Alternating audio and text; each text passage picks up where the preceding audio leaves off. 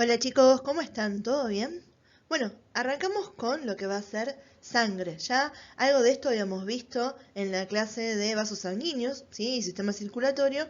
Ahora lo que me interesa es ir un poquito más a profundidad sobre cuáles son los componentes, qué funciones cumplen, ¿sí? Súper importante la parte de el grupo de factor de sangre, cómo hago para transfundir a un paciente, cómo elijo qué tipo de sangre le voy a dar a un paciente y me tengo que asegurar que sea lo correcto, ¿bien? Entonces, vamos tranquilos a ver cada una de estas cosas. Bien, chicos, esta diapo es 100% de recordatorio, porque justamente la misma diapositiva ya hemos visto cuando hablamos de sistema circulatorio, ¿sí? Recordemos que la sangre era un tejido conjuntivo especializado, que estaba formado por una parte líquida, que iba a ser el plasma, y por los elementos formes que van a ser los hematíes, glóbulos rojos, también llamados eritrocitos, los leucocitos o llamados glóbulos blancos y las plaquetas a las que le decimos trombocitos, que justamente las plaquetas eran las responsables de que dijéramos elementos formes y no células, porque estas no son células, son pedacitos de una célula mucho más grande que son los megacariocitos, ¿bien? Entonces esto simplemente para volver a estar a tono, ¿sí? Sobre qué era la sangre y ahora sí arrancamos con los pormenores. Bueno, yendo un poco más a entrar en detalle de cada uno de estos componentes que estuvimos nombrando cuando definimos sangre, empezamos con el plasma, que era esa porción líquida. Bien, está compuesto casi en su totalidad, estamos hablando aproximadamente un 91% en agua. Bien, después tenemos proteínas y estos otros solutos que habíamos nombrado, que son esos iones, electrolitos, ¿sí? Los nutrientes que están en circulación, los gases que están en circulación, ¿bien? Y todos aquellos productos de desecho, bien, de celular, que volvieron para la sangre, y obviamente hormonas, todo lo que se llaman sustancias reguladoras. ¿Qué me importa de acá? Más que nada hacerle el énfasis a esas proteínas que nos marcan con un aproximado 7%, y la estrella de esas proteínas es la albúmina. La albúmina es, sí, una espesadora de la sangre y más allá de esa función que tiene, la albúmina es una gran proteína transportadora, ¿sí? Va a ser muy, muy importante. Y es una de las principales responsables de lograr que se mantenga la presión dentro del compartimento intravascular y que la sangre no se extravase. Bien, fíjense que es tan importante que es la que está en mayor proporción, hablamos de aproximadamente un 57%. Después, en importancia en circulación por la cantidad que tenemos, eso tiene que ver con lo que habíamos nombrado recién, que era una de las funciones, una de las tantas funciones que tiene la sangre, que va a ser la defensa. Acá decimos globulinas, ¿sí? Globulina es una de las formas que tienen, ¿sí? A nivel terciario de la estructura de las proteínas, ¿sí? Globular. Y particularmente cuando hablamos de globulinas es una forma de abreviar a las inmunoglobulinas, que son los anticuerpos. Cuando hablamos de IgM, IgG, IgE, IgA, IgD, ¿sí? Estamos hablando de esos anticuerpos que tienen esa función de defensa. Bien, y las últimas dos proteínas que está bueno tenerlas en cuenta y nombrarlas son el fibrinógeno y la protombina. Estas las vamos a nombrar, ¿sí? Un poco más en detalle más adelante cuando hablemos de coagulación, que esa es la función principal que están teniendo. ¿Bien? Y es muy importante que eso esté, ¿sí? En circulación y que sean, por eso las nombramos más allá de cualquier otro tipo de proteína que pueda estar circulando, porque, ¿qué dijimos recién? Que la sangre tenía que estar contenida dentro de los vasos sanguíneos. Cuando se lacera un vaso sanguíneo, ¿sí? Tienen que haber mecanismos que inmediatamente compensen eso y que me lleven a que no pierda grandes cantidades de sangre, ¿sí? Y por lo tanto se forma un coágulo o un tapón plaquetario, y el fibrinógeno y la protomina son esas dos proteínas que están trabajando para lograr esto. ¿Bien? Entonces, plasma sanguíneo, la composición, ¿sí? Pero particularmente, sí, la mayoría es agua. Después tenemos proteínas. La que no me puedo olvidar de nombrar acá es la albúmina, ¿sí? Seguimos con las globulinas, que son los anticuerpos, fibrinógeno y protomina para tener en cuenta. Y después, un porcentaje mucho menor a los que estamos manejando recién, tenemos la distribución de otros tipos de solutos, como pueden ser los iones o los electrolitos, que estos tienen mucho que ver en lo que es el balance hidrosalino, ¿sí? De nutrientes, los gases, productos de desechos y sustancias reguladoras.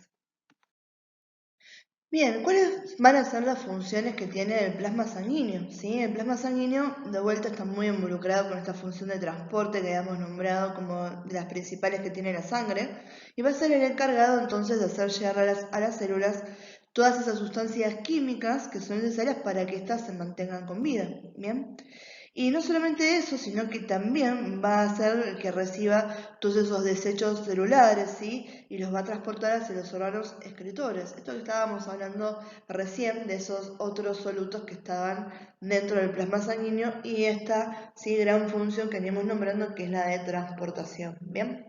Ahí después en el cuadrito del muñequito están diciendo que es el suero sanguíneo, ¿sí? Que muchas veces pueden ser que ustedes lo escuchan. La versión rápida de esto es decir, bueno, el suero es el plasma menos los factores de coagulación. En realidad suero es plasma menos fibrinógeno. Si yo le saco esta proteína que es el fibrinógeno, eso es el suero sanguíneo que uno le puede dar a un paciente, ¿sí? Eso nada más que nada para que tengan una idea de qué se está hablando cuando dice, bueno, le ponemos, ¿sí?, suero sanguíneo, ¿sí?, a determinado paciente.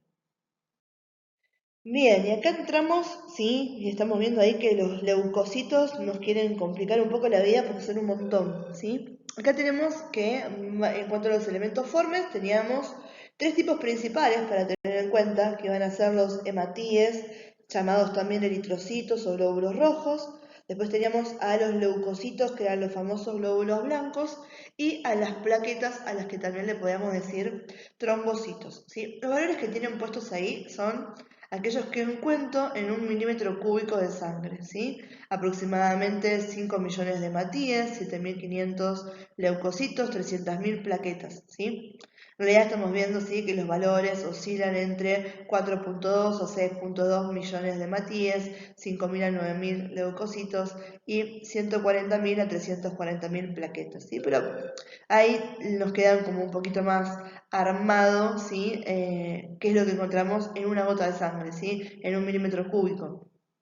Bueno, en cuanto a esto, sí, ahora vamos a hablar de cada uno de estos por separado, ¿bien? Pero acá hay una gran diferencia en el grupo de los leucocitos, ¿sí? Estas células que son parte del sistema inmunitario, yo siempre lo digo de la misma manera, es como si uno tuviera una gran caja de herramientas, ¿bien? Entonces, en la caja de herramientas, sí, son todas herramientas, ¿sí? Se llama caja de herramientas, ¿bien?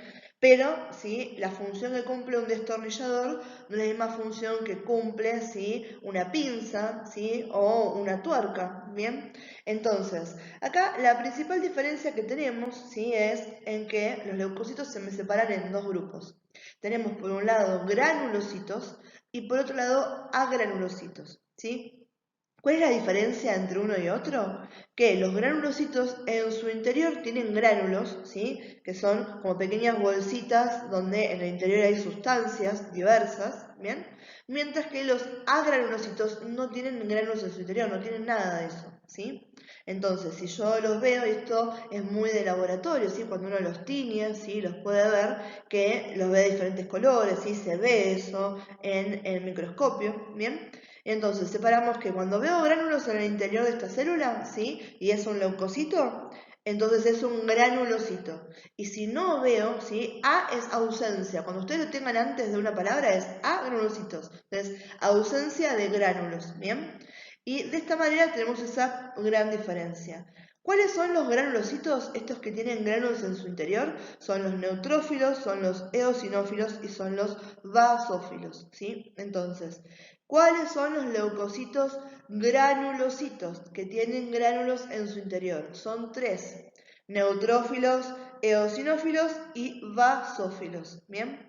¿Cuáles son los leucocitos que no tienen gránulos en su interior? Que se llaman agranulocitos. Y acá tenemos linfocitos B y T y tenemos a los monocitos. ¿Bien?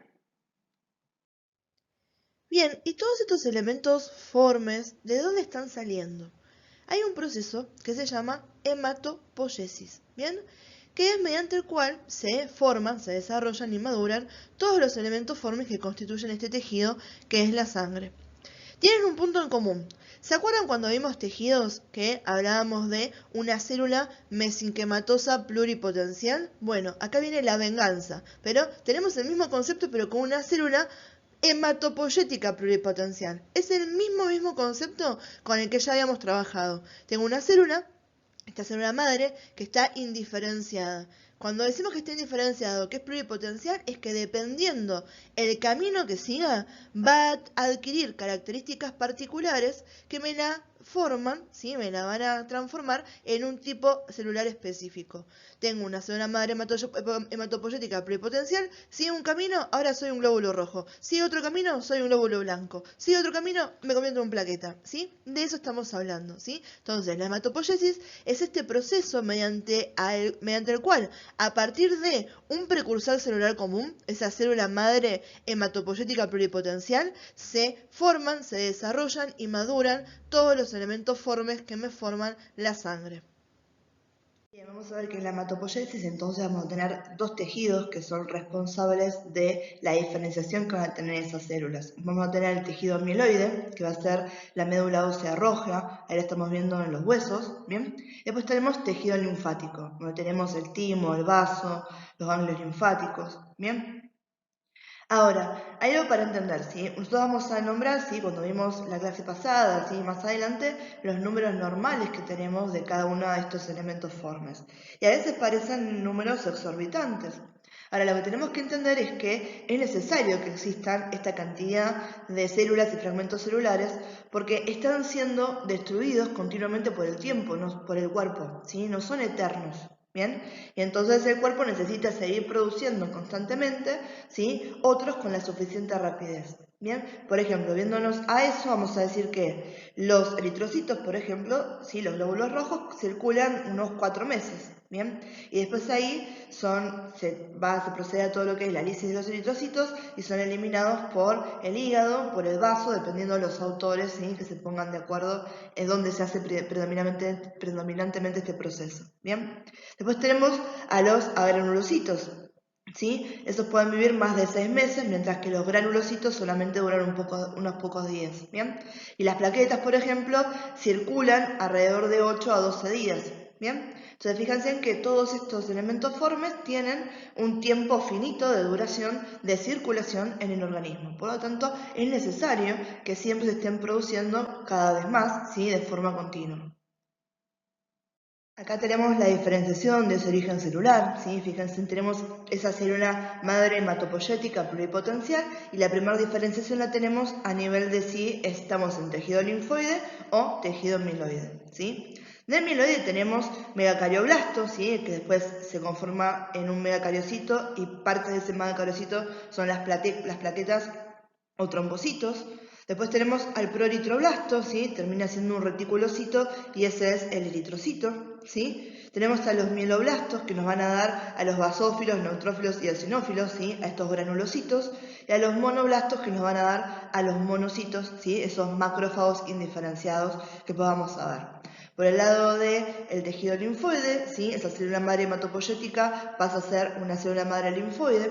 Ese se transforma en un linfoblasto y el linfoblasto nos va a dar, ¿sí? Tipos de linfocitos. Por un lado, a las llamadas células NK, ¿sí? Que son las células asesinas, ¿bien? O natural killer, ¿sí? De ahí viene el nombre de NK.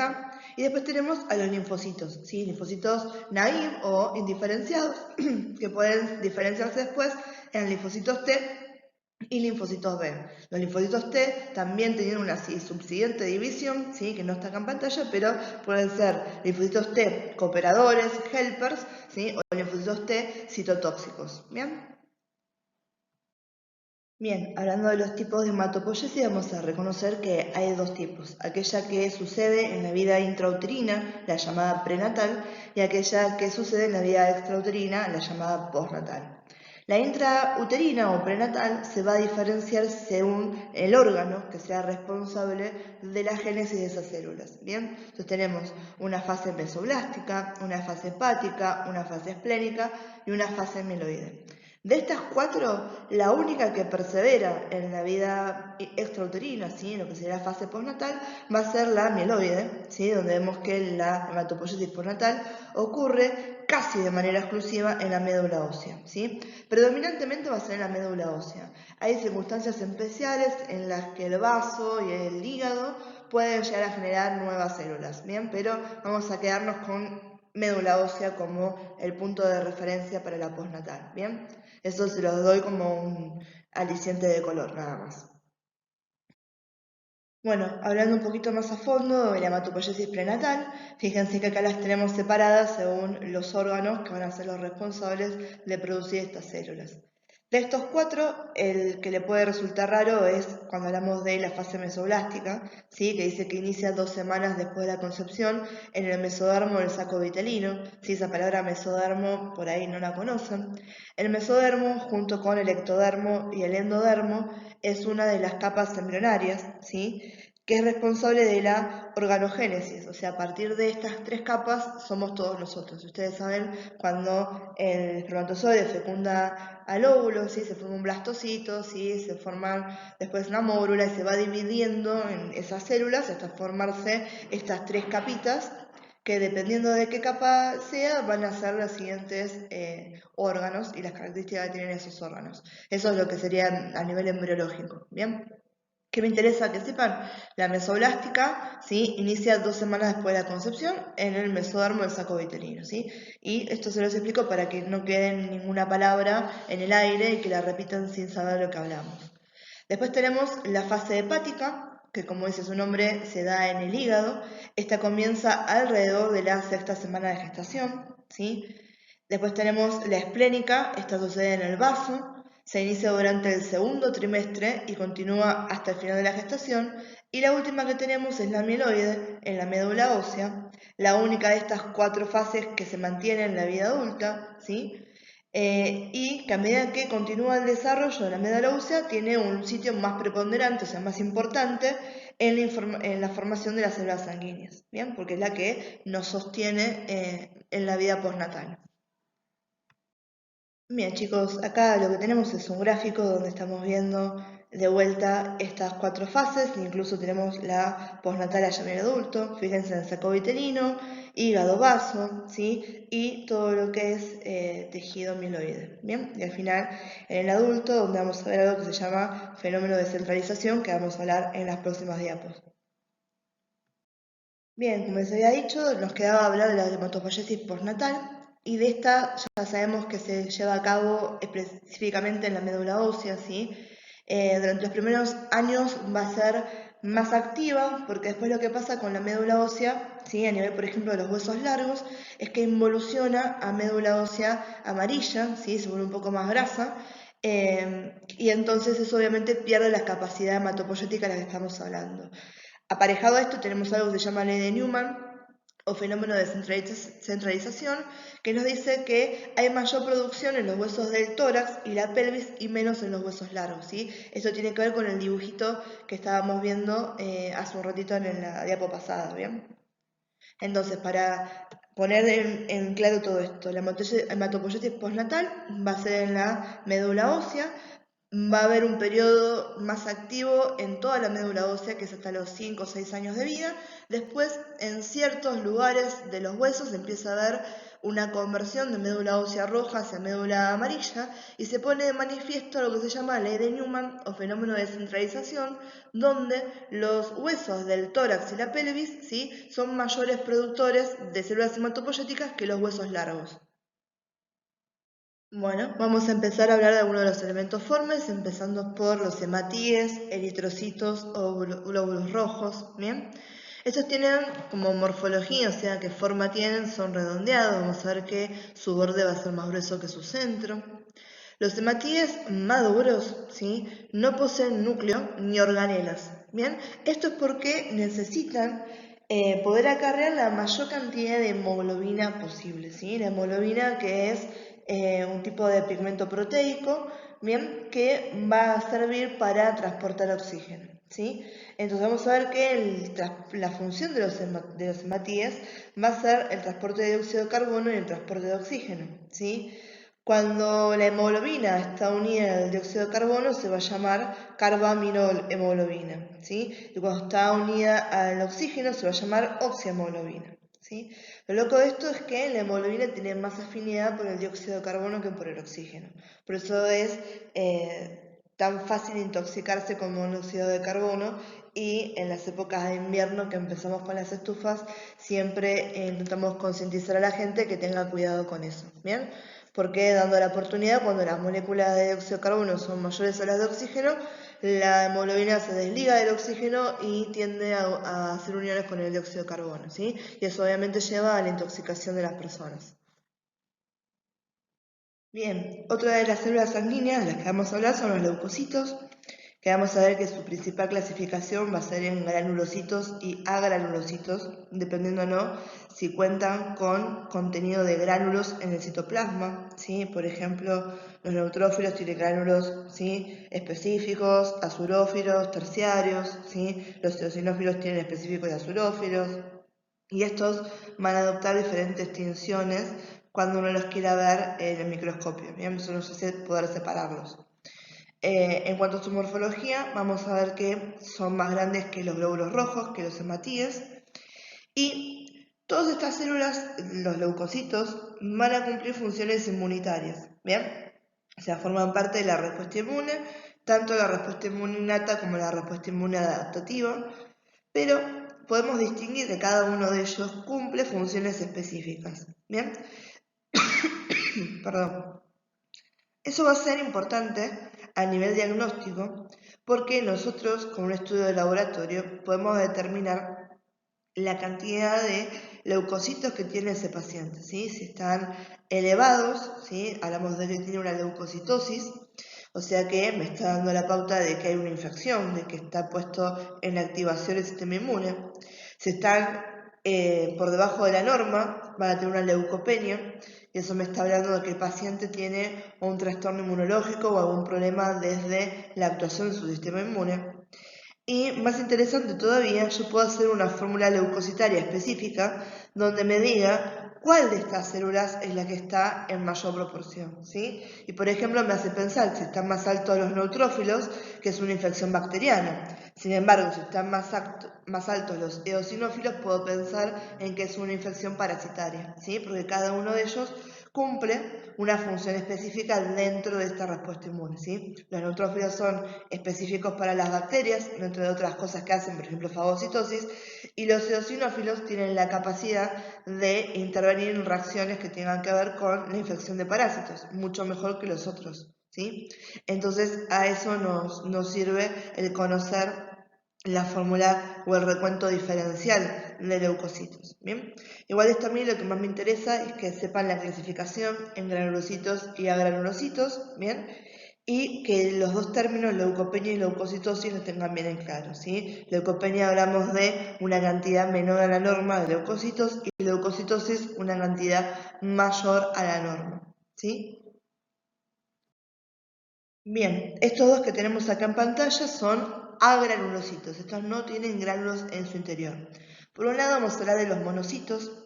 Estas células son súper importantes, son los leucocitos más grandes y se van a especializar en la fagocitosis. Bien, los monocitos saben quiénes son los macrófagos. Lo que pasa es que a los macrófagos, dependiendo en qué tejido están, van a recibir diferentes nombres. Por ejemplo, los monocitos son los macrófagos que están en la sangre, ¿sí? Cuando salen hacia los tejidos, por ejemplo, ahí los podemos llamar macrófagos, ¿sí? Y tienen esa capacidad de salir fácilmente del sistema circulatorio atravesando las membranas para ir a fagocitar.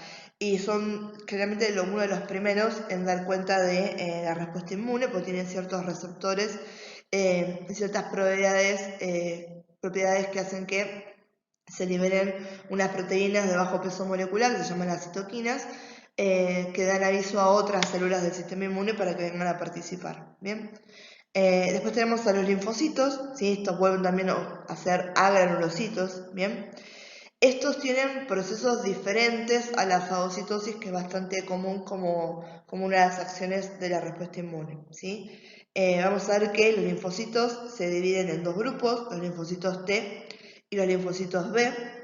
Los linfocitos B son los encargados de generar anticuerpos, ¿sí? Lo van a formar una reacción antígeno-anticuerpo que es completamente específica a la reacción y por eso decimos que es diferente a todo lo demás, tarda un poquito más, estos forman parte de la respuesta inmune adaptativa. Y después tenemos a los linfocitos T, ¿sí? Que estos atacan directamente y neutralizan a las células. Y de los linfocitos T tenemos dos. Los linfocitos T cooperadores, ¿sí? O helpers, que estos van a llevar a la activación, de otras células, y a los linfocitos T citotóxicos, que estos son realmente los killers, los que asesinan a las otras células, bien, las destruyen. Acá tenemos a los glóbulos blancos, ¿sí? Los granulocitos, neutrófilos, eosinófilos, basófilos. Fíjense ahí el GIF animado, la diferencia que hay entre ese glóbulo blanco que se está moviendo y que ahí se acaba de fagocitar una bacteria, con los glóbulos rojos que están alrededor, ¿sí? Ahí están viendo la diferencia de tamaño. Y fíjense cómo la está corriendo, ¿sí? Mueve todo por los glóbulos rojos y ahí la enganchó. En el interior ahí la va a empezar a destruir. Y acá para que vean esto que les comentaba recién, las diferencias que hay entre los granulocitos, por qué son específicos a determinados tipos de reacciones, ¿sí? Los neutrófilos son los que están en mayor proporción, ¿sí? Un 70 o un 70% de los leucocitos van a ser neutrófilos. Van a ser fagocitosis y, como les había comentado anteriormente, su principal función va defendiendo contra las bacterias, ¿sí? Entonces, cuando tengo una infección de origen bacteriano, estos son la cantidad que va a estar más elevada porque son los que tienen las armas, ¿sí? Esos gránulos específicos, azurófilos y terciarios, que son especiales para tratar con las bacterias. Después los eosinófilos y basófilos son porcentajes más bajitos, ¿sí? Eosinófilos están en una proporción de un 4% y estos son específicos para los parásitos, ¿sí? Hacen fagocitosis leve, ¿sí? O sea que hacen fagocitosis, pero en realidad su acción tiene que ver un poco más con los gránulos específicos que tienen, que atacan a la superficie de los parásitos o los gusanos, los helmintos parasitarios. Y también estos tienen receptores de un tipo de inmunoglobulina, ¿sí? Entonces activan también en las reacciones alérgicas, ¿sí? Que es lo que dice ahí. Entonces los eosinófilos participan en la protección contra parásitos y en las reacciones alérgicas. Y con último tenemos a los basófilos, que son los menos, ¿sí? Que eran menos del 1% la cantidad que tenemos de estos. Ellos también tienen gránulos, ¿sí? Específicos y azurófilos, y participan en las reacciones inflamatorias y en la coagulación. Todo esto en realidad en la reacción inflamatoria. Cuando decimos reacción inflamatoria, ¿sí? Uno de los contenidos de su grano van a ser la histamina, que la histamina promueve, ¿sí? Que esto siga en aumento porque facilita el traspaso, la permeabilidad de los vasos, ¿sí? Entonces facilita el traspaso de las células hacia el tejido, ¿bien? Y después la coagulación, la heparina es un anticoagulante, ¿sí? Y esto también sirve para el principio, cuando uno necesita realmente que la sangre fluya un poco hacia afuera para hacer un tema de limpieza, ¿sí? Después vamos a ver que viene todo lo que es el sistema de coagulación, donde esa puerta de entrada que se venció cuando se hizo una herida, la tenemos que sellar porque si no siguen entrando más bacterias, ¿bien? Y con lo que les comenté de la coloración, esto es como un dato de color, ¿sí? Que uno los puede ver diferentes en el microscopio, aunque acá por ahí en las imágenes no parezca.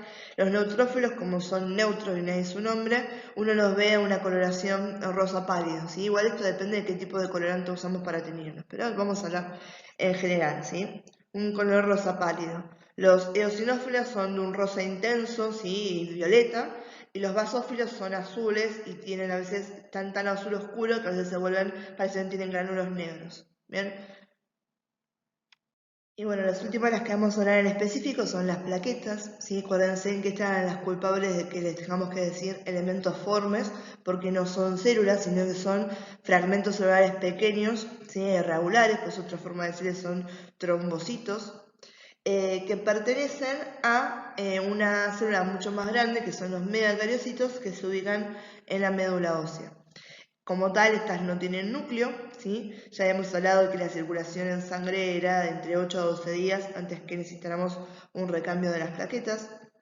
Y entre sus funciones, la principal y la que nos va a interesar es que participan en la coagulación sanguínea, ¿sí? Estas van a adherirse a la pared del endotelio basal del lastimado, ¿sí? Y van a ser las encargadas de precipitar un montón de factores que van a ayudar a la formación de un coágulo.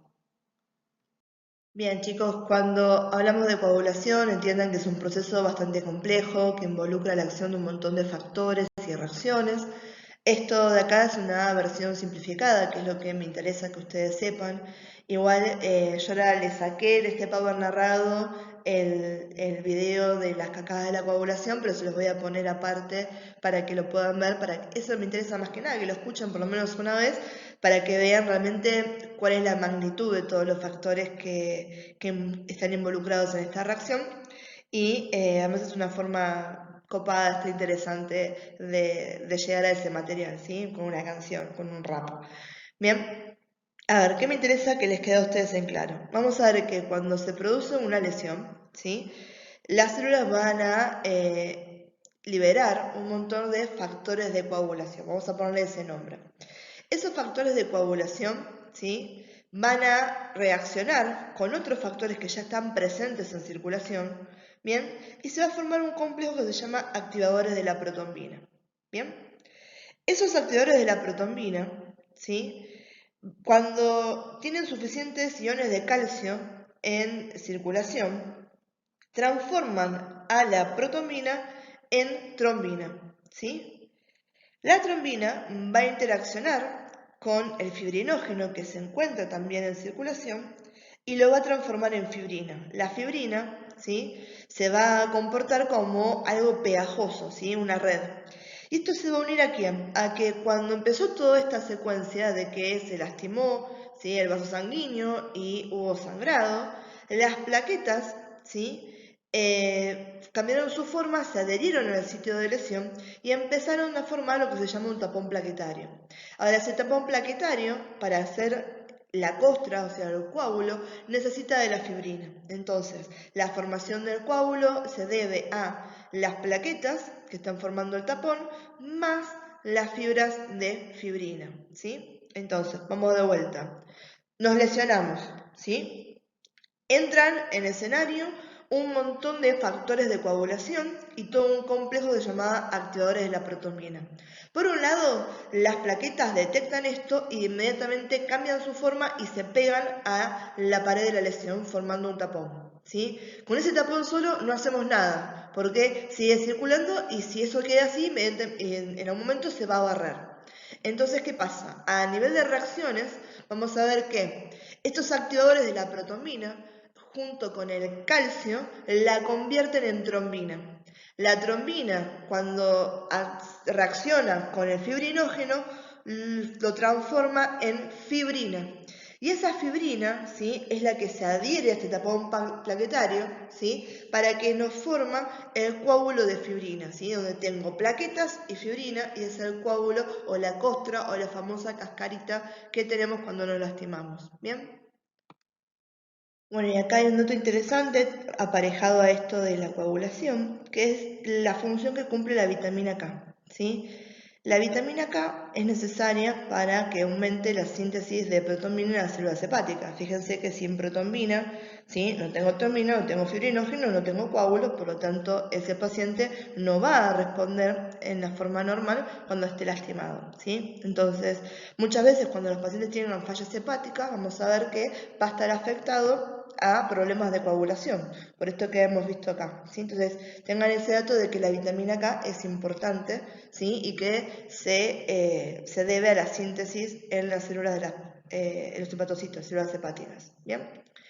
Ahora, acá tenemos un concepto de patológico, que es que a veces se generan coágulos en vasos que no están dañados, ¿sí? Y eso va a presentar un problema serio porque, obviamente, cuando yo tengo un coágulo, ¿sí?, imagínense que se me fue una pelotita en la luz del vaso y eso me puede llevar a una obstrucción. Las arterias, ¿sí?, sobre todo cuando pasa en este caso, o las venas, ¿sí?, puedo estar en diferentes lugares, necesitan el pasaje normal de la sangre porque si no, entramos en problemas de circulación y voy a tener ciertos territorios que van a quedarse sin la cantidad necesaria de difusión de oxígeno y de dióxido de carbono, y eso lleva a la necrosis tisular, lo que es un problema muy grave. Bien, si esto pasa, por ejemplo, con el nivel del corazón, podemos tener un infarto.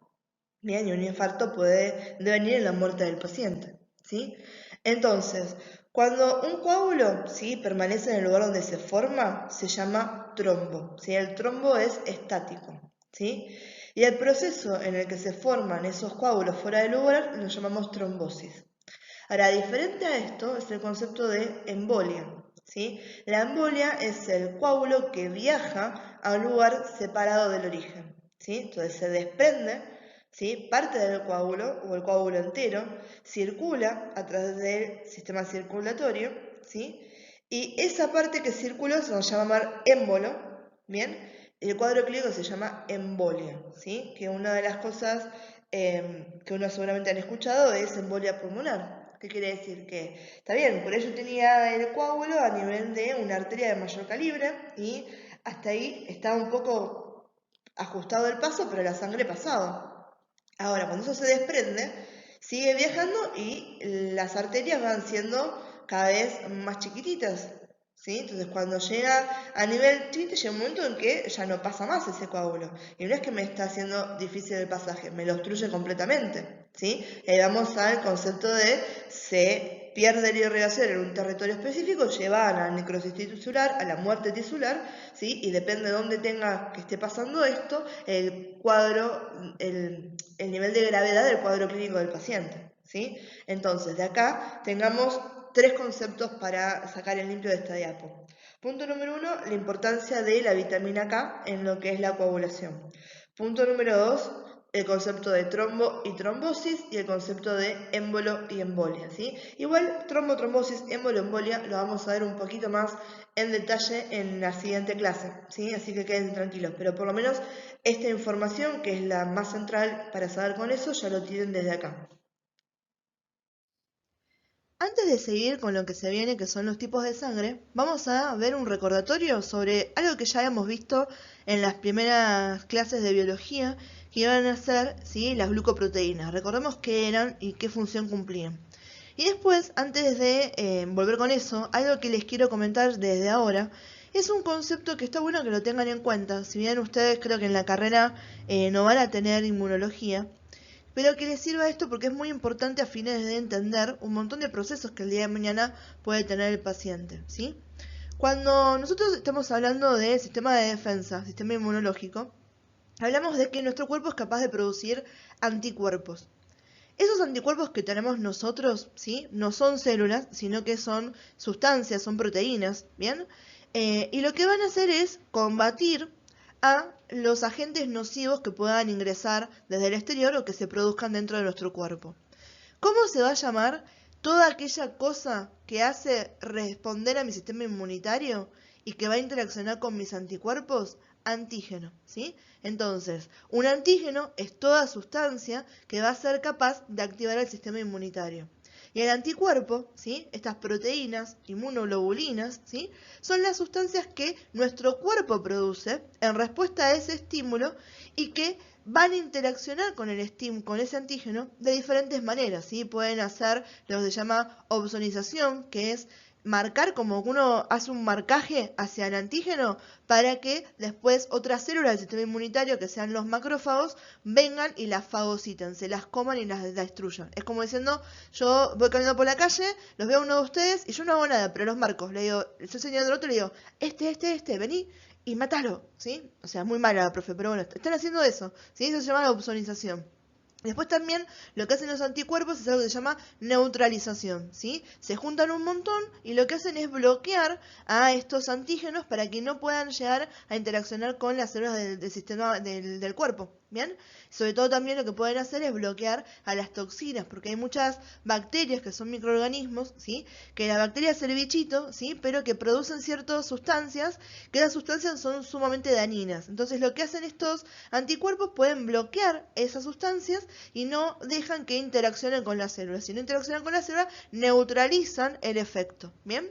Otra cosa que pueden hacer es llamar, ¿sí?, o sea, estarían también marcando para que se produzca toda una cadena de reacciones a raíz de otras proteínas que también están en circulación en la sangre, que es lo que se llama sistema de complemento, ¿sí? Que estas son un montón de proteínas que se organizan y van a terminar depositándose sobre la superficie de, por ejemplo, el microorganismo, y lo que generan es un poro, ¿sí? Un poro, un agujero gigante. ¿Qué pasa cuando el microorganismo, que también tiene pared celular, tienen membrana celular, ¿sí? Cuando la membrana plasmática de ese microorganismo ahora la tiene agujereada, recuerden que la membrana plasmática era súper importante para regular la interacción que tenían las células con el medio externo, ¿sí? Entonces, si yo ahora le estoy haciendo un agujero, lo que hago es que empieza a entrar agua, hace un montonazo adentro de ese microorganismo y se produce lo que se llama lisis, que es que se explote y se rompa.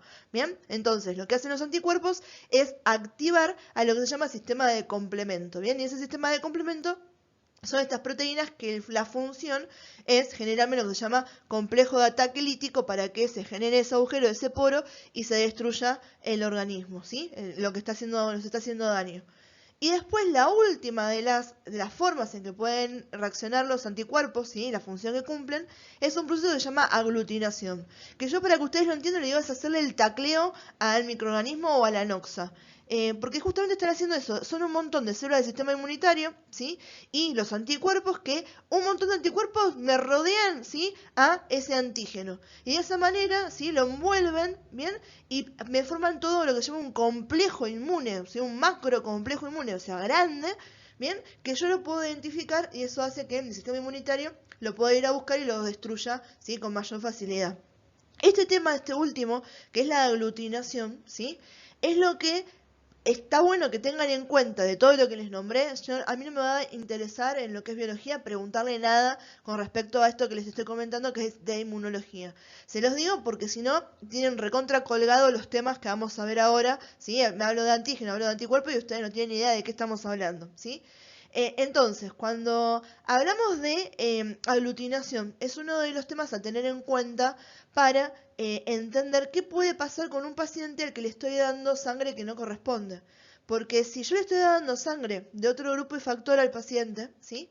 Lo que va a hacer es que los anticuerpos que ese paciente tiene, que están preparados para pelear con esos grupos y factores que son desconocidos para el cuerpo, que los reconoce como algo extraño, ¿sí? Por lo tanto van a defendernos, lo que hacen es justamente la aglutinación. Entonces, ustedes imagínense qué bajón si la sangre tiene que estar líquida, ¿sí? Vamos a decirlo así como Doña Rosa, si la sangre tiene que estar líquida para que pueda fluir por los vasos sanguíneos y de golpe se me están formando estas pelotas, ¿sí? Estas aglutinas, como cuando hacen mal la torta o los panqueques y se le hacen grumos, bueno, lo mismo. Ahora tengo esos grumos de células en la sangre. Es un bajón, eso no va a fluir, ¿sí? Voy a tener obstrucciones, voy a tener un re problema, ¿bien? Entonces, eso es lo que me interesa que ustedes entiendan cuando hablamos de esto. Y los conceptos de antígeno y anticuerpo, ¿sí? Antígeno, además, no es solamente algo que venga de afuera, ¿sí? Antígeno tenemos nosotros también en nuestras células que nos permiten, ¿sí? Identificarla, reconocerla, se pueden comportar como antígeno diferentes sustancias. Vamos a escuchar que, me van a escuchar hablar de que en las células, ¿sí? En los glóbulos rojos particularmente, nosotros tenemos antígenos, que son estas glucoproteínas, se comportan como antígenos que permiten identificar el grupo y el factor que tenga el paciente, ¿sí? Después tenemos también anticuerpos que van a estar en circulación que nos permiten defendernos sobre cuando vengan antígenos que son de afuera que no los reconocemos, ¿bien? Entonces, listo, eso es lo que quiero que les quede claro para entender todo lo que vamos a ir hablando después. Otra vez para que se me queden tranquilos. ¿Les voy a preguntar algo con respecto a estos conceptos de inmunología? No, a mí me interesa que ustedes sepan bien el tema de grupo y factor y que entiendan qué tipo de sangre va para qué paciente.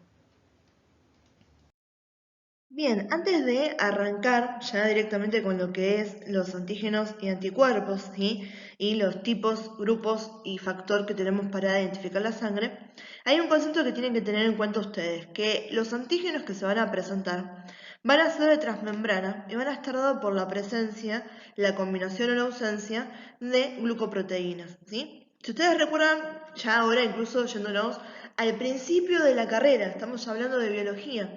Cuando hablábamos de la membrana plasmática y sus componentes, habíamos nombrado a las glicoproteínas o las glucoproteínas, que es esta unión de proteínas con hidratos de carbono. ¿Bien? Esto nos formaba lo que era el glucocálix. Y a nivel celular, ¿sí? Para lo que es la identificación celular, esto es recontra importante, ¿sí? Esa conformación, la cantidad de glucoproteínas que yo tenga, me va a permitir a cada célula identificarla como perteneciente a un tejido, ¿Bien? Y además son las que me están dando todas las funciones de recepción que haya a nivel de, por ejemplo, la comunicación célula-célula o la recepción con componentes del sistema inmunitario o con microorganismos. ¿Bien? Que después cuando vemos la parte de virología vamos a tocar también cuáles son los puntos de reconocimiento con los receptores de membrana que pueden ser estos que estamos acá. ¿Sí? Entonces, particularmente, ¿sí? Cuando hablamos de esa identificación que tenemos, las glucoproteínas o glicoproteínas que tenemos en la superficie de los hematíes, ¿sí? De los glóbulos rojos, eritrocitos, como más le guste llamarlos, nos van a permitir a nosotros identificar el grupo sanguíneo que tenga el paciente, ¿sí? Entonces, vamos a ver que aquellos pacientes que tengan grupo A presentan sobre su superficie a la N-acetilgalactosamina, ¿bien? A los de grupo B presentan a la que es la galactosa. Los que son de grupo AB tienen ambas glicoproteínas y los que son de grupo 0 no presentan oligosacáridos funcionales. No tienen ni las que son la N-acetilgalactosamina ni tienen la galactosa. ¿Bien? De esa manera, ¿sí? Vamos a poder determinar que estas son las que se comportan como antígenos, ¿bien? Que es aquello que me permite reconocer a la célula. ¿Cómo reconozco a la célula? Mediante un anticuerpo, cuando estoy hablando de ¿qué? De hacerlo en el laboratorio. A nivel biológico no hay una función, ¿sí? Donde sea realmente algo bueno que estos sean reconocidos por anticuerpos, porque cuando esto está reconocido por un anticuerpo, la unión antígeno-anticuerpo, en este caso en particular, me lleva a una de las funciones que hacen los anticuerpos, que es la aglutinación.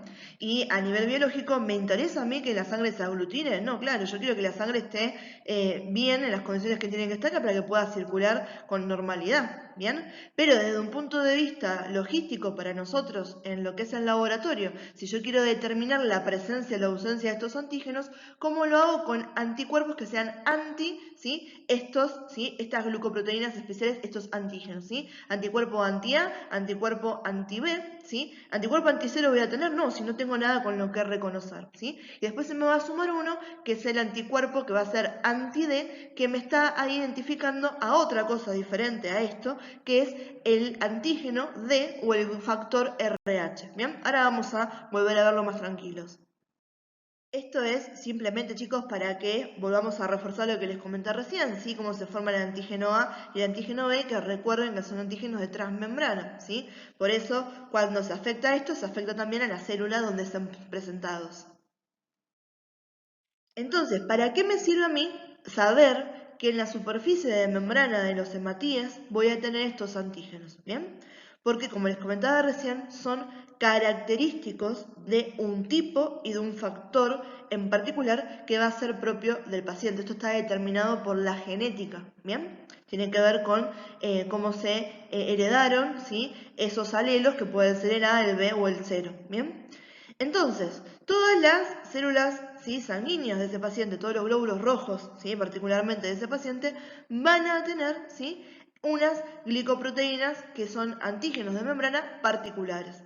De esta manera, yo puedo clasificar al tipo de sangre de la persona mediante el sistema AB0, ¿sí?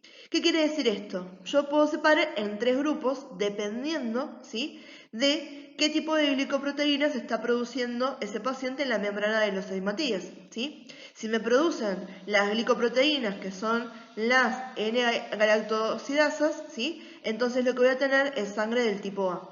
Si me produce solamente a la galactidasa, voy a tener a sangre de tipo B. Si me produce ambas glicoproteínas, tengo sangre AB. Y si no me produce ninguna de estas glicoproteínas, porque son glicoproteínas no funcionales las que tiene el paciente, es de tipo 0, ¿sí? No tiene nada de esto, ¿sí? No tiene esos antígenos. No tiene antígeno A, no tiene antígeno B, y menos va a tener ambos expresados al mismo tiempo. ¿Bien? Ahora, ¿nos quedamos con esto nada más? No, hay otra cosa, ¿sí? Que nos permite también tipificar a la sangre, que es la existencia de lo que se llama el factor RH, factor resus, o le podemos decir también antígeno D, ¿sí? Que acá simplemente es, ¿está presente en la membrana o no está presente en la membrana? ¿Sí? Si está presente en la membrana, calificamos a ese tipo de sangre como RH positivo, ¿sí? Positivo porque lo encontré. Y si no lo tengo en membrana, sería RH negativo. Negativo, ¿por qué? Porque no lo encontré, ¿sí? De esta manera, cuando uno habla del tipo de sangre, uno dice grupo y factor. Cuando hablamos de grupo, es la clasificación en A, B y 0. Y cuando hablamos de el factor, tiene que ver con este antígeno D, con este grupo Rhesus RH, que puede ser factor RH positivo o RH negativo. De esa manera, uno tiende a decir grupo y factor sanguíneo en una sola oración. Yo digo, bueno, el paciente es A positivo, es A negativo, es B positivo, es B negativo, es AB positivo, es AB negativo, es 0 positivo, es 0 negativo. ¿Bien? Muchas veces van a escuchar que algunas personas al 0 le dicen O, ¿sí? Le dicen AB o le están diciendo O positivo o negativo, ¿sí? Eso es una cuestión, una idiosincrasia de lo que es lenguaje. Sepan que lo que sería bien correcto es decirle 0, ¿sí? Pero si el día de mañana ustedes dicen, ¿sí? El paciente tiene sangre O negativa o positiva, no está mal tampoco. Todo el mundo va a entender a qué se refieren. Para que esto quede claro, ¿sí? Fíjense en que tenemos una imagen donde podemos expresar lo que habíamos hablado en la diapo pasada, ¿sí? Fíjense que me está marcando acá un antígeno particular para cada uno de los tipos de sangre, ¿sí? Tipo A, tipo B. El antígeno para el tipo O, ¿sí? No existe porque no tiene antígeno, entonces no van a ver ninguno, por eso no está en el gráfico. El que está acá, ¿sí? Es este que será antígeno, ¿sí? Del tipo D o que era el que me daba el factor RH, ¿bien? Y me está marcando acá, obviamente, que las imágenes me están representando a los glóbulos rojos o a los eritrocitos, que es justamente donde estoy encontrando estos antígenos. ¿Bien? Entonces, cuando yo encuentro solamente sobre la superficie del glóbulo rojo a los antígenos que son del tipo A y no encuentro ningún otro antígeno, este es un grupo A y es negativo, y ese negativo me está hablando de la ausencia del antígeno D o del factor RH. Por el contrario, si miran este dibujo que está acá, yo tengo tanto los antígenos para A como tengo el antígeno D. Por lo tanto, este va a ser A positivo. Acá tengo el grupo B, ¿sí? Lo mismo, fíjense en un antígeno diferencial para el grupo B, solamente encuentro este antígeno, por lo tanto soy B negativo. Otra vez, el negativo me marca la ausencia del factor RH o del grupo D, ¿sí? Y en este caso, que encuentro tanto el antígeno D como el antígeno B, ¿sí? Soy un B positivo, ¿sí? Acá tenemos tanto antígeno A como antígeno B. Fíjense que están los dos antígenos acá. Pero ¿tengo el antígeno D? No. Entonces soy AB negativo. Y acá tenemos a los tres tipos de antígenos posibles, ¿sí? Tenemos al A, tenemos al B y tenemos al D. Por lo tanto soy AB positivo. El peladito, que no tiene absolutamente nada, este es el grupo O, ¿sí? Grupo O grupo 0. Recuerden que O lo decimos con más facilidad, pero en realidad es 0 el grupo, ¿bien? En este caso es 0, ¿por qué? Tengo 0 antígenos. No tengo antígeno para A, no tengo antígeno para B, no tengo antígeno para D, ¿sí? Por lo tanto, no tengo nada, soy 0 negativo. Y acá tenemos lo mismo, ¿sí? Pero encuentro un antígeno, el único antígeno que estoy encontrando es el del factor D o el factor RH. Por lo tanto, sigo siendo grupo 0, ¿sí? Porque no tengo antígenos ni para A ni para B, pero ahora soy positivo porque encuentro, ¿sí? El antígeno para el D o para el factor RH. Otros términos que son importantes, ¿sí? Es el de aglutinógeno o aglutininas, ¿bien? Que son formas diferentes de decir que antígeno y anticuerpo, ¿bien?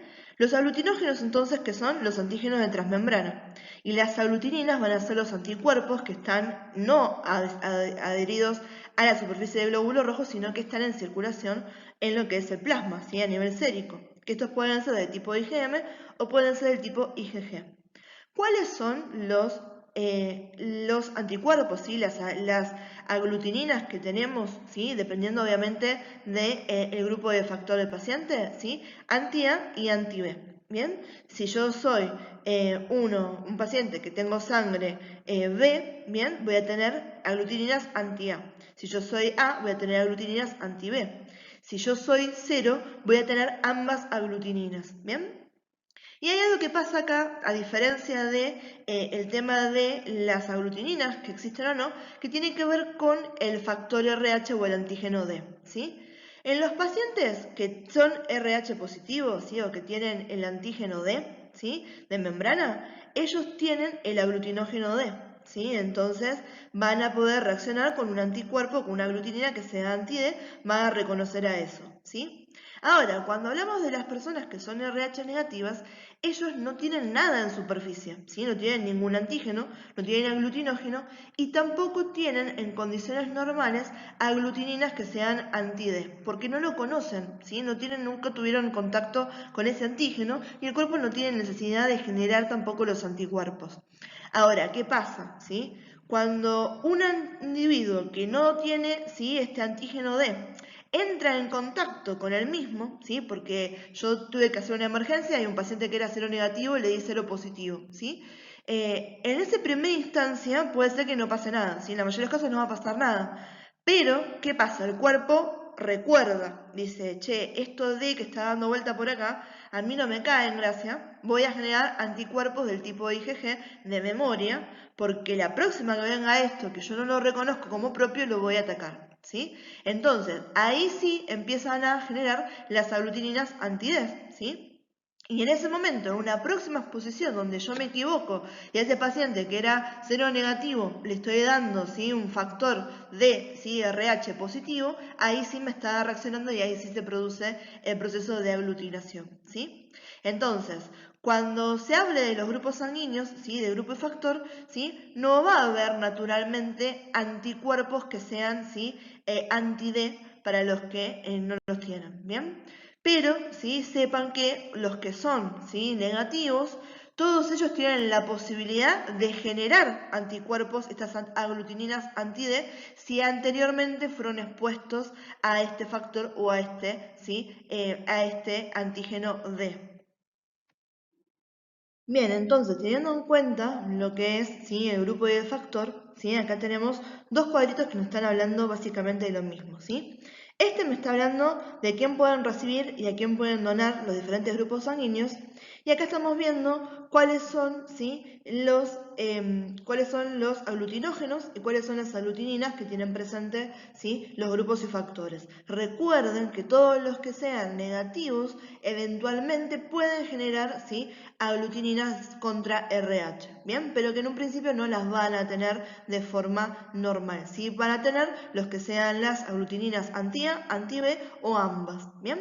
Entonces, si yo soy cero positivo, ¿sí? ¿Cómo lo miro esto? Cuando uno ve los antígenos o ve a los, ¿sí?, aglutinógenos, quiere decir qué es lo que estoy encontrando en la membrana del eritrocito, ¿bien? Y cuando veo a los anticuerpos, ¿sí?, o a las aglutininas, estoy hablando de lo que está a nivel sérico y lo que va a reaccionar contra, ¿sí?, antígenos de ese tipo, ¿sí? Entonces, lo que soy y lo que reconozco para irle en contra, ¿sí? Por lo tanto, si yo soy ¿sí?, o soy cero positivo, ¿bien? ¿Qué quiere decir? Que el único antígeno que tengo presente va a ser el antígeno D, ¿sí?, o el factor RH.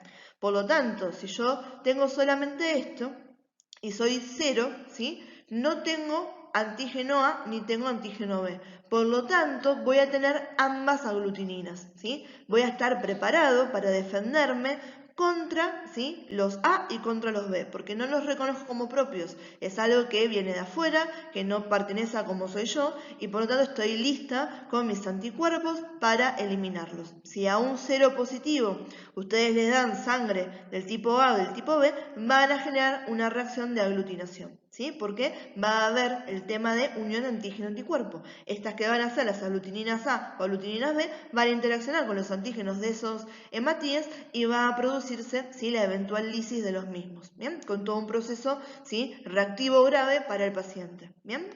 Si yo soy cero negativo, quiere decir que no tengo ningún tipo de antígeno presente. No tengo, ¿sí?, al antígeno A, no tengo al antígeno B y no tengo al antígeno D. Por lo tanto, mis aglutininas o mis anticuerpos van a ser anti-A, anti-B. Y eventualmente, si yo fui, ¿sí?, sensibilizado, puedo generar anticuerpos del tipo anti-D. ¿Bien? Si soy A positivo, que quiere decir que tengo antígeno A y tengo antígeno, ¿sí?, D o factor RH, y estoy preparado para pelear, ¿sí?, con mis anticuerpos que van a ser anti-B. Si soy A negativo, quiere decir que mi único antígeno presente va a ser el A, ¿sí? Y estoy lista para pelear ¿con quién?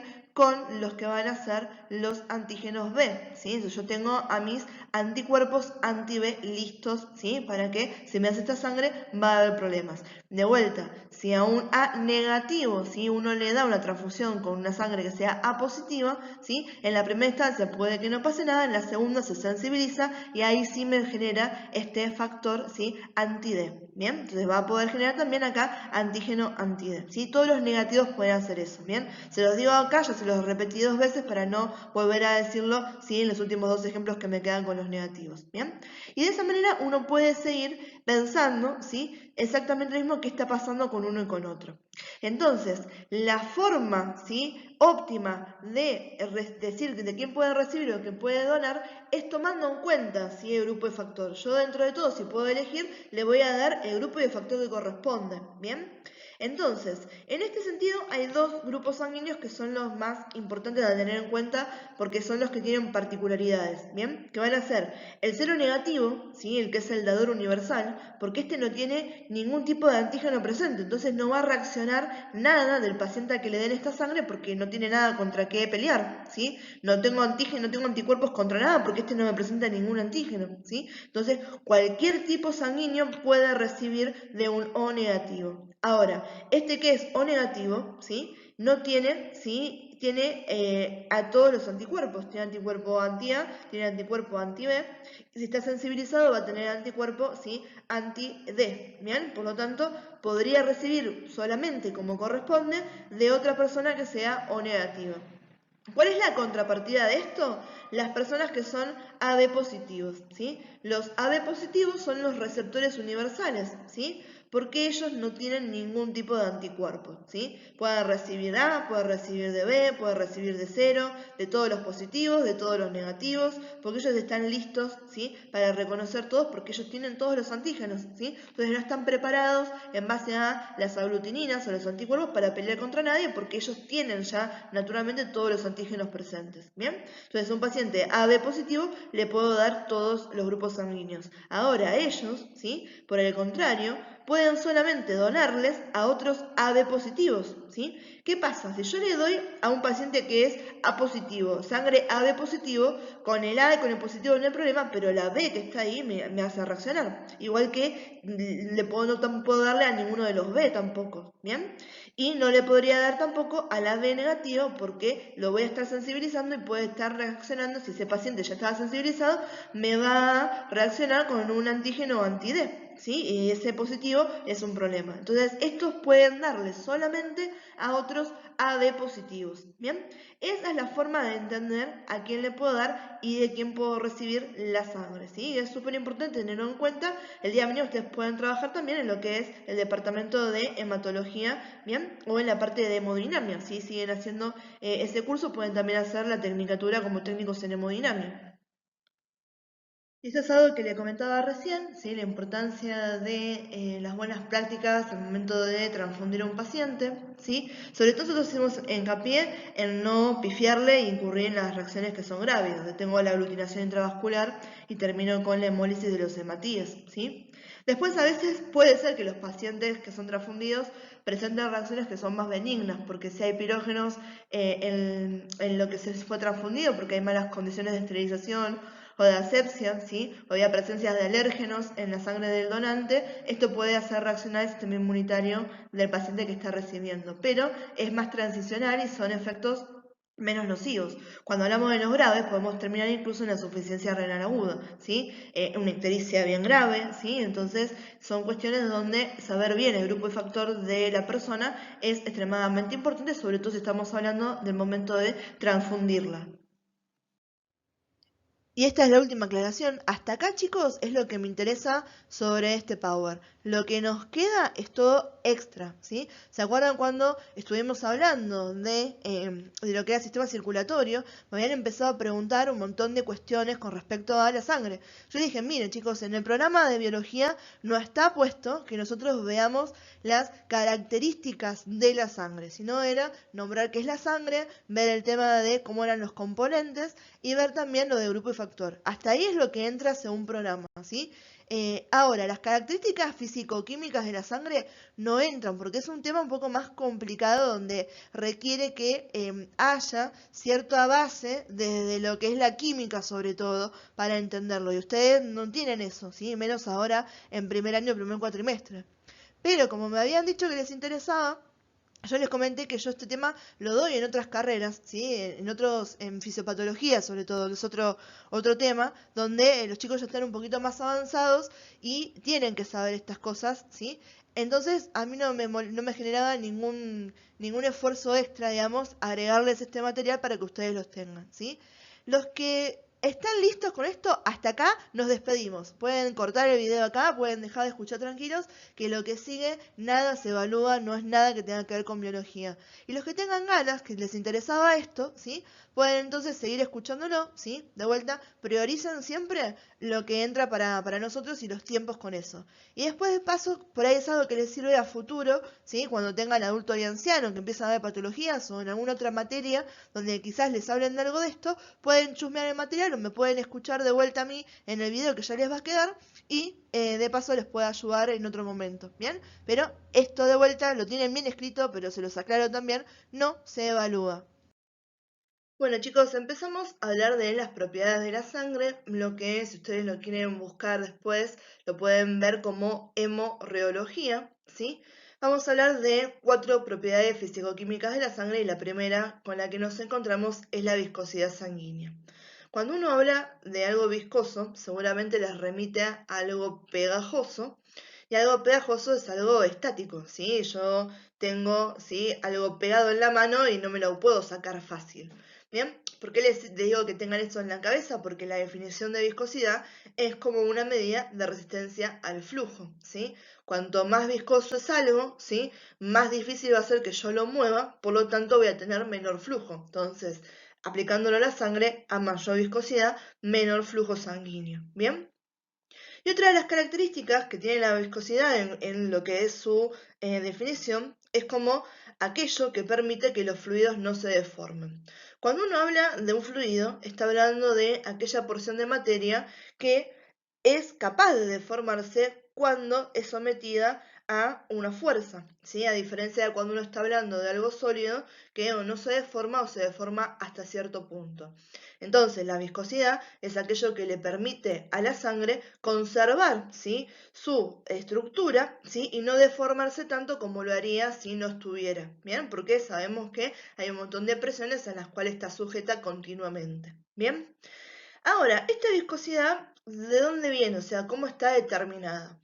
La viscosidad sanguínea está determinada por la velocidad de deslizamiento, o sea, por el flujo que yo tenga de sangre, va a estar determinada por la viscosidad plasmática, que acá tengan en cuenta, ¿sí? Ustedes saben que el plasma es muy similar al agua, ¿sí? Sin embargo, el plasma tiene un 80% más de viscosidad que el agua, porque en el plasma yo tenía un montón de proteínas, sobre todo el fibrinógeno, ¿sí?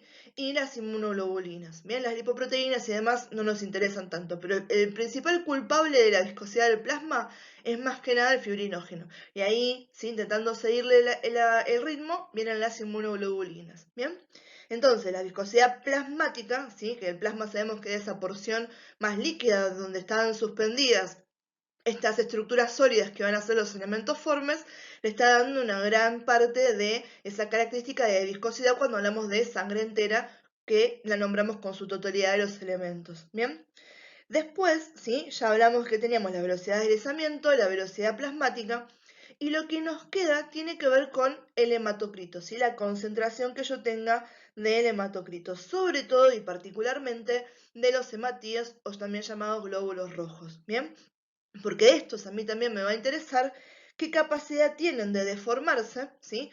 Que eso es algo natural, los glóbulos rojos, ¿sí? Se pueden deformar, ¿sí? Adquirir una forma diferente a la que conocemos para poder atravesar diferentes lugares sin ningún problema, ¿sí? Entonces, si se vuelven más rígidos, me va a costar que pasen esto, cuando pierdan la capacidad de deformación, ¿sí? Podemos estar hablando de un rango patológico. Y después lo siguiente que me interesa cuando hablamos de los glóbulos rojos es hablar de la capacidad de agregación de los hematíes, ¿sí?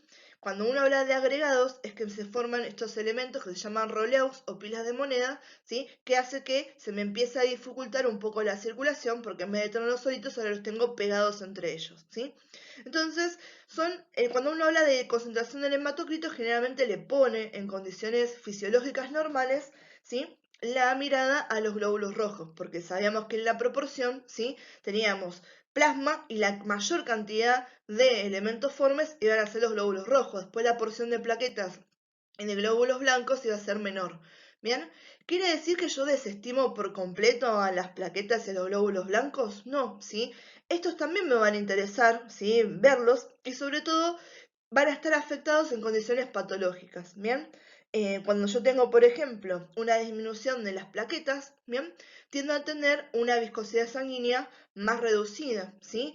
Y cuando uno tiene una disminución de las plaquetas o también de los factores de coagulación, puede ser que ese paciente esté más propenso, ¿sí? A tener hemorragias, ¿bien?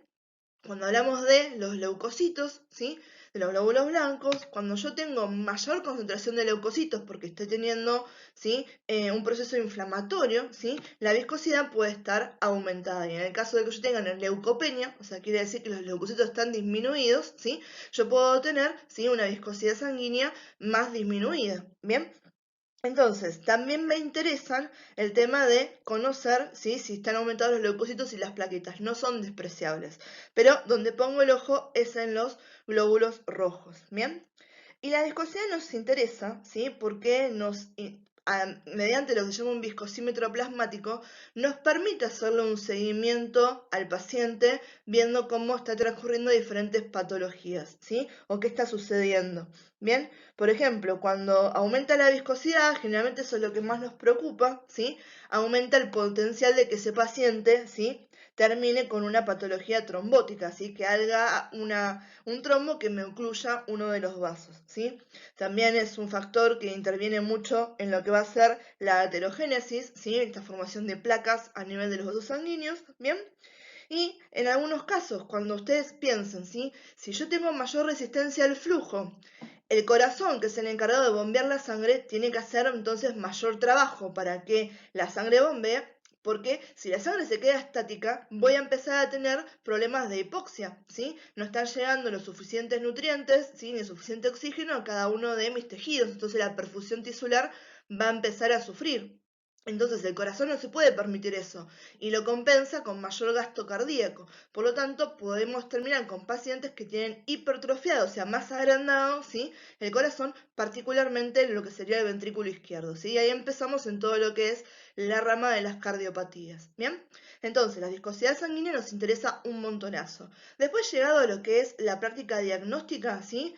Hoy en día, muy relacionado a la viscosidad, tenemos a lo que se llama, ¿sí? La BSG, ¿sí? Que es la velocidad de segmentación globular, que es así, es una prueba diagnóstica un poco más sencilla y si bien no es específica, se utiliza mucho en la práctica, ¿sí? Clínica de todos los días, que es lo que vamos a ver a continuación. Bien, después lo que tenemos es la velocidad de sedimentación globular, ¿sí? A la que llamamos BSG.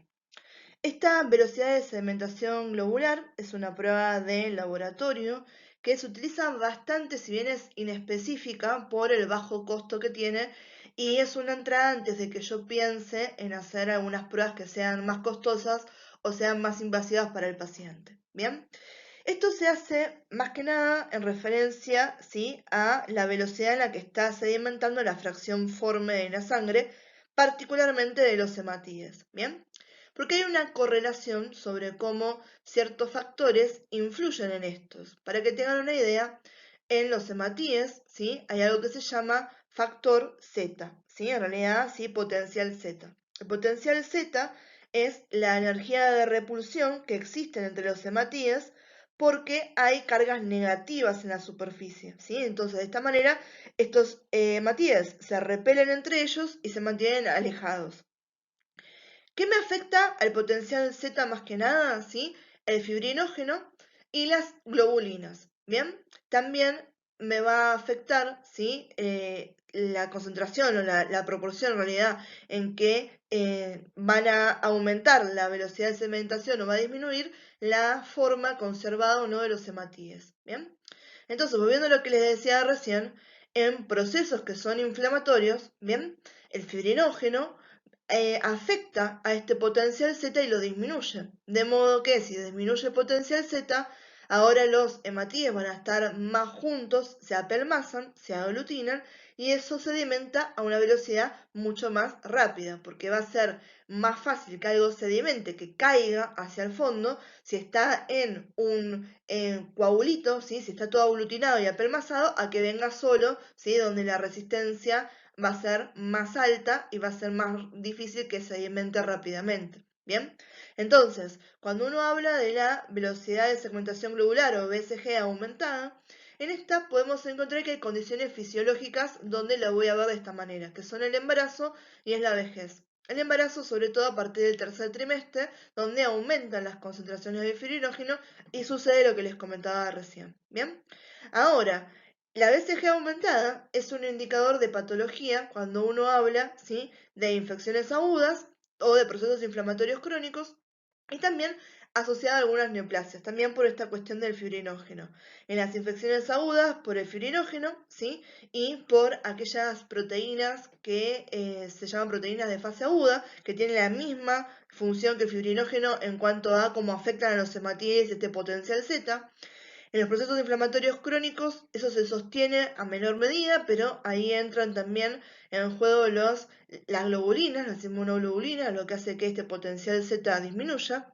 Y las neoplasias, no solamente yo la uso de vuelta, es un marcador sumamente inespecífico, pero lo puedo utilizar para pensar, ¿sí?, en una neoplasia o incluso cuando yo veo que la BCG está aumentada y me estoy enfocando solamente en lo que es oncología, puedo ya asociarlo a un peor pronóstico para algunos tipos de cáncer, como puede ser, ¿sí?, el linfoma de Hodgkin, como puede ser el carcinoma gástrico, ¿sí?, o el adenocarcinoma, por tener algunos ejemplos. ¿Bien?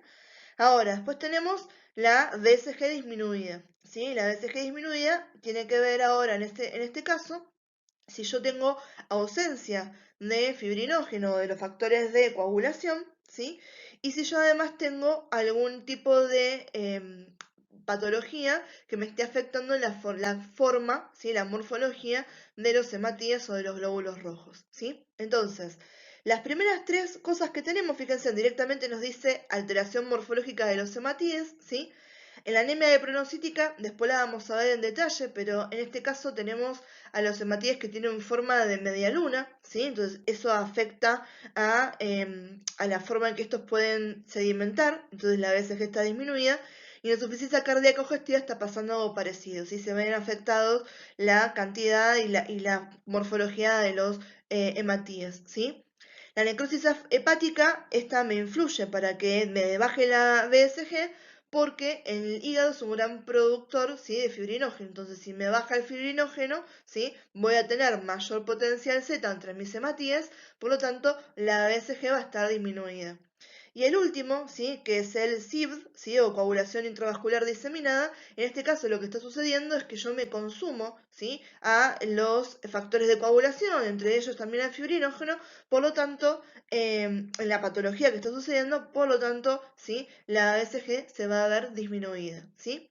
¿Qué me interesa de esto? Que ustedes recuerden lo que les comentaba, ¿sí?, que es el potencial Z, para tener una idea de que eso es lo que va a estar afectado, que tiene que ver con la morfología, o sea, la BCG, si está aumentada o disminuida, tiene que ver con la morfología de los hematíes, ¿sí?, y con la presencia no de estos factores que nos remiten a la inflamación, que pueden ser el fibrinógeno, las inmunoglobulinas y las proteínas reactantes de fase aguda, ¿sí? Y que tengan una idea más o menos de cuándo voy a ver la BCG aumentada y cuándo voy a ver la BCG disminuida, ¿sí? Nuevamente, que es velocidad de sedimentación globular.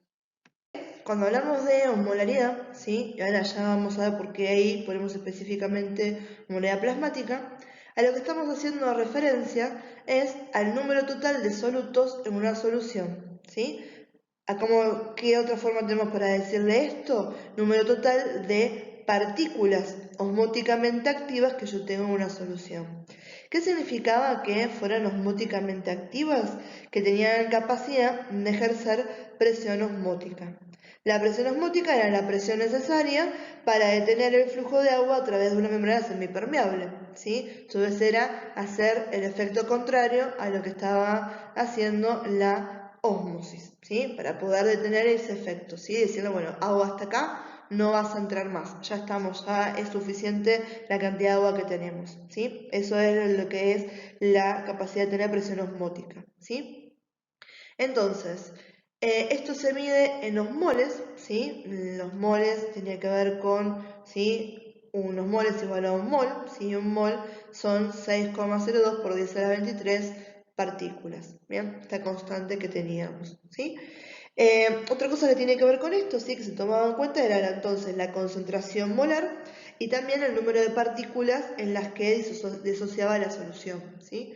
Eso es lo que se tomaba en cuenta cuando hablábamos de osmolaridad, ¿sí? Y osmolaridad era, ¿sí? Se tomaba sobre lo que era litros y si llamábamos de osmolalidad, estábamos hablando de milosmoles sobre kilogramos. Esa era básicamente una de las diferencias. A este nivel, ¿sí? Osmolaridad y osmolalidad los podemos usar de forma interdistinta, ¿sí? Pero en general, en la mayoría de los textos y demás, siempre nos referimos a la osmolaridad, ¿sí? Siempre lo hacemos sobre litros. Entonces esos son los valores y como lo estamos viendo acá. Ahora, ¿sí? ¿Por qué hablamos de osmolaridad plasmática? Porque vamos a ver que, como el agua se mueve a través de la membrana de zonas de baja osmolaridad a zonas de alta osmolaridad hasta que alcanza el equilibrio osmótico, vamos a ver que entre los diferentes compartimentos de líquidos corporales va a haber, en condiciones fisiológicas normales, isoosmolaridad a través de los mismos, ¿sí? ¿Qué quiere decir esto? Que entonces la osmolaridad que yo tenga en el compartimento vascular, en el compartimento intersticial y en el compartimento intracelular van a ser exactamente iguales. Por lo tanto, una medida de la osmolaridad plasmática, que ustedes lo pueden hacer tomando una muestra de sangre y analizándola en el laboratorio, me va a dar una indicación de cómo está la osmolaridad en el resto de los compartimentos, ¿sí? Por eso es que le ponemos énfasis a esta osmolaridad acá, ¿sí? Que cuando vamos a la definición precisa de osmolaridad plasmática, estamos hablando de la concentración de partículas, en específico el conjunto de moléculas osmóticamente activas en un litro de plasma, ¿sí? Vamos a ver entonces que esa osmolaridad plasmática va a oscilar en condiciones normales entre los 280 y los 300 miliosmoles sobre litro.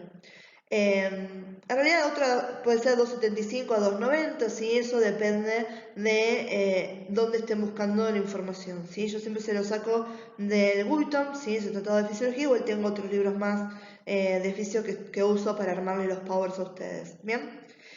Y algo interesante en cuanto a los electrolitos y eso, es de qué depende, ¿sí? La osmolaridad. Va a depender de la concentración, o sea, de la cantidad de solutos que yo tenga de sodio, de glucosa y de urea, ¿sí? Estos van a ser los tres determinantes en base a los cuales yo voy a poder calcular la osmolaridad, ¿sí? En realidad, de todos estos tres, ¿cuál va a ser el importantísimo de todos estos? El número uno, el sodio, ¿sí? Imagínense que en el laboratorio no tienen forma de medir urea, ni medir, ¿sí? Nitrógeno urémico, ni medir glucosa, que no existiría. Si ustedes me miden el sodio, ya con eso ya tengo valores relativamente cercanos a los que sería este valor que estábamos dando acá de referencia, ¿sí? Tan importante es el tema del sodio, ¿sí? Y su relación que tiene con el agua, ¿sí? Entonces, en condiciones normales vamos a ver que van a ser isosmóticos los diferentes compartimentos y en condiciones patológicas, si me llega a variar lo que es la molaridad, obviamente voy a tener movimientos de agua entre los compartimentos corporales porque lo que se va a buscar es compensar eso, ¿sí? Bien, el objetivo que tiene nuestro organismo, ¿sí? Es mantenerse con vida. Vamos a ver que para ese fin, entonces, la regulación de la osmolaridad plasmática es muy importante. Y sobre todo va a estar regulado muy estrechamente, ¿sí? La concentración del sodio plasmático, que es lo que a mí me va a mover grandes cantidades de agua en el organismo. ¿Por qué? Porque condiciones patológicas de hipoosmolaridad o de hiperosmolaridad tienden a tener fuertes repercusiones, sobre todo a nivel neurológico, y además pueden terminar con la muerte del paciente. Por lo tanto, existen en nuestro organismo los que se llaman osmoreceptores hipotalámicos, si están a nivel del hipotálamo, estamos hablando del sistema nervioso, que son aquellos encargados de regular este tema de la ingesta, ¿sí? Y la excreción o pérdida de agua, ¿sí? Entonces, por ejemplo, se afecta la entrada y la salida de agua mediante el mecanismo de la sed, ¿sí? Y mediante también la actuación de esta hormona antidiurética o vasopresina que va a incrementar la reabsorción de agua, ¿sí? A nivel del túbulo renal, ¿bien? Y lo que tenemos acá es, por ejemplo, ¿qué pasa cuando yo empiezo a perder agua? ¿Sí? La deshidratación es un gran enemigo, ¿sí? Nuestro, fisiológico. Es algo a tener muy en cuenta en los pacientes que están internados y más que nada en los pacientes añosos y los pediátricos, que son los que más tienden a deshidratarse, ¿sí? Porque nosotros sin alimento, nuestro cuerpo con una ingesta de alimentos que no es adecuada, dentro de todo nos podemos arreglar porque tenemos de dónde sacar nutrientes. Ahora, sin agua, ¿sí? Sin poder incorporar agua a nuestro organismo, estamos en problemas. Entonces la deshidratación, vamos a ver que cuando uno empieza a tener esa pérdida de agua corporal por deshidratación, ¿sí? Que puede ser netamente porque no tomo agua, porque no puedo absorber, ¿sí? El agua como corresponde, o porque tuve una quemadura y perdí agua corporal, vamos a ver que está asociado a síntomas que pueden devenir desde estar, ¿sí? Tener mucha sed, porque mi cuerpo está intentando que yo recupere esa agua que estoy perdiendo, que esté cansado, esté débil, me duele la cabeza, ¿sí? A que empiece así a perder la capacidad de regular la temperatura, que empiece a aumentar la frecuencia cardíaca, ¿sí? Que ya me cueste estar respirando, que termine con espasmos musculares, ¿bien? Donde tenga una disminución del volumen sanguíneo, me baja la presión y todo eso puede terminar deveniendo en la muerte. Por eso esto tiene el cuadrito acá para que ustedes vean, ¿sí? Si estamos hablando de una pérdida del 1 al 2%, estamos con síntomas dentro de todos, ¿sí? Manejables, pero fíjense cómo la presencia a nivel neurológico está desde una pérdida mínima, ¿sí? O la más mínima que tenemos de este gráfico, que es del 1%. Ya acá empieza el dolor de cabeza, ¿sí? Entonces, esa repercusión neurológica está desde el inicio. Que esto es algo que se van a dar cuenta ustedes que sucede, ¿sí? Ahí me pasa, me concentro que estoy estudiando, estoy armando las clases para ustedes, y por ahí pasaron 3 4 horas, tengo un dolor de cabeza tremendo y me doy cuenta que no me moví de la silla, que lo único que consumí fue café y que hace 6 7 horas que no tomo agua, ¿sí? Eso es malísimo, ese dolor de cabeza viene asociado a esa mínima deshidratación por la que estoy transcurriendo, ¿sí? Entonces, fíjense que esa importancia de afectación neurológica, la pérdida de agua, ¿sí? Después 3-5%, ¿sí? Ahí ya me estoy, también neurológicamente tengo una baja en la concentración, ¿sí? Ya me empiezo a tener hormigueos en las extremidades, puedo tener somnolencia, ¿sí? Puedo tener náuseas.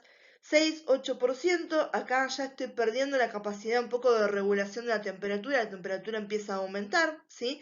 Se va a alterar la frecuencia cardíaca, la respiración, sigo con mareos, ¿sí? Voy a tener una mayor pérdida de la función mental, donde voy a tener confusión, ¿sí? Voy a tener debilidad muscular.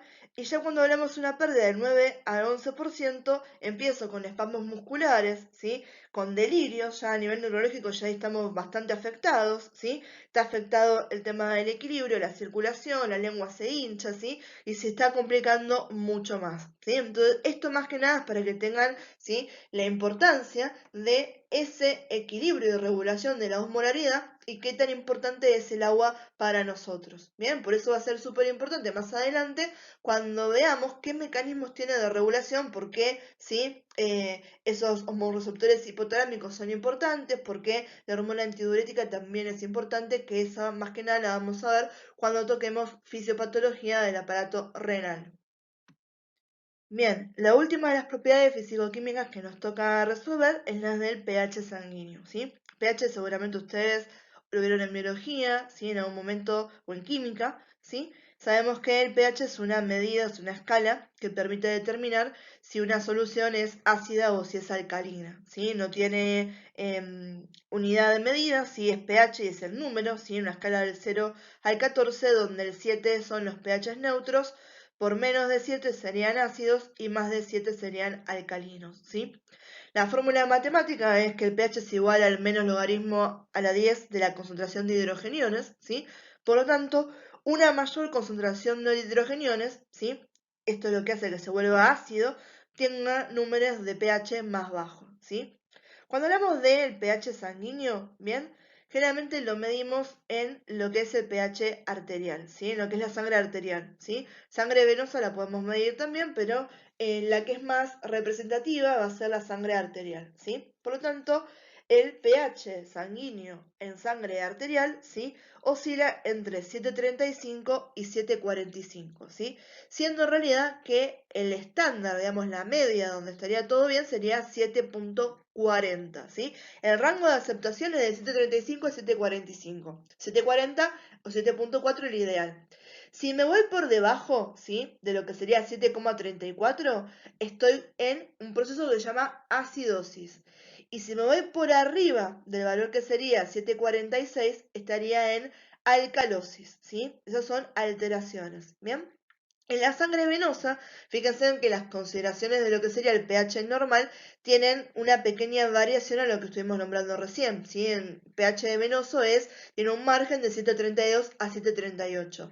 ¿Cuál me interesa a mí que ustedes recuerdan? El rango del pH de la sangre arterial, ¿bien? Ahora, cuando nosotros tenemos, ¿sí? Un proceso donde se altera el equilibrio ácido-base, que tengo a un paciente que tiene una alcalosis o tiene una acidosis, entran en fusión mecanismos de regulación que son los famosos sistemas buffer o sistema tampón, ¿sí?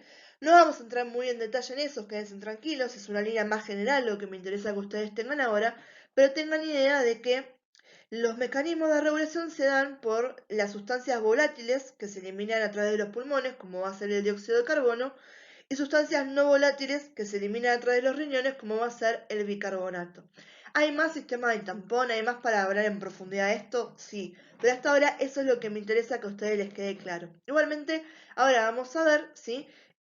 Algunos de esos rangos patológicos, en realidad no se llama patología, se llama alteración de, ¿sí? El equilibrio ácido-base, donde vamos a hablar de acidosis, que puede darse a nivel metabólico o puede darse a nivel respiratorio, y vamos a hablar de alcalosis, que puede darse de igual manera, de manera respiratoria o a nivel sistémico, ¿sí? Que sería la siguiente opción. Bien, y acá están esas 4 alteraciones del equilibrio ácido-base que les estaba comentando, ¿sí? La acidosis respiratoria, ¿sí? Esa viene básicamente porque se empieza a retener dióxido de carbono, ¿sí? Entonces, yo, por diferentes mecanismos, como por ejemplo, ¿sí? Si tengo algo que me está afectando al centro respiratorio que me lo deprime, como droga, como un accidente cerebrovascular, como un traumatismo, ¿sí? O tengo algún tipo de alteración de la cavidad torácica, ¿sí? Piensen en un paciente que tiene un colapso pulmonar o tiene a nivel de los pulmones una patología obstructiva que no le permite bien el intercambio de gases, como puede ser el EPOC o la fibrosis quística.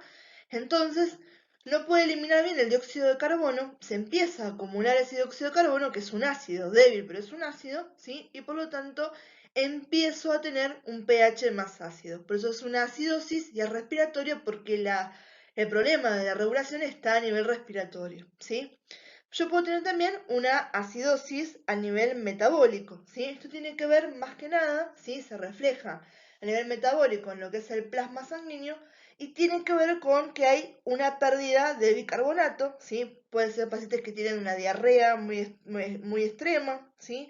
Que tengan trastornos de absorción de bicarbonato, esas serían las causas directas. Y las causas indirectas tienen que ver con un aumento de los hidrogeniones, ¿sí? Por donde tengo una falla renal, una falla hepática, o una que pasa mucho con los diabéticos, tenga una cetoacidosis. Y en ese momento tengo ahora, ¿sí? Disminuido el pH, está ácido a nivel metabólico, ¿sí? La causa de eso está a nivel metabólico, no a nivel respiratorio, ¿sí? Después tenemos alcalosis, que es lo contrario a lo que estamos viendo ahora, ¿sí?